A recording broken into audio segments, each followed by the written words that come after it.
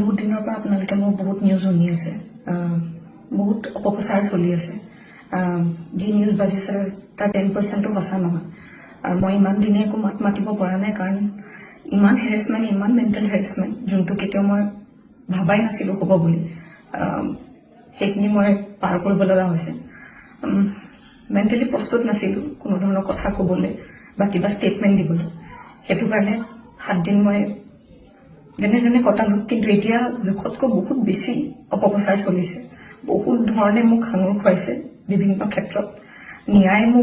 ন্যায়ালয়ে মোক দোষী কৰাৰ আগতে নিউজ মিডিয়াই মোক দোষী কৰি মোক এতিয়ালৈকে ফাঁচি দিছে। মোক অলৰেডি মই দোষী বুলি কথা কৈছে।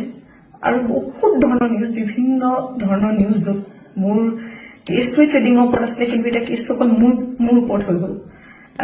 আজি ফাইনেলি বহুত দিনৰ পিছত সাহস কৰি মই চাৰেণ্ডাৰ কৰিব ওলাইছো। মই ফুল কঅপাৰেট কৰিম পুলিচৰ লগত। ইমান দিনে কৰিব পৰা নাছিলো, মই পলাই ক'তো থকা নাই, মই লুকাই আছিলো অকণমান। মই পৰা নাছিলো সহ্য কৰিবলৈ। ইমান সহজ নহয় নিউজ এটা শুনি থকা বা নিউজ এটা কৰি থাকিলে। যি মন যায় তাকে কৈ আছে, কোনো ধৰণৰ তথ্য নোহোৱাকে কথা কৈ আছে। মই ভাবিছিলো ইমানখিনি তেতিয়াও নিউজ মিডিয়াই নকৰে, ইমান তথ্য নথকাকে ইমান নিউজ নবজায়।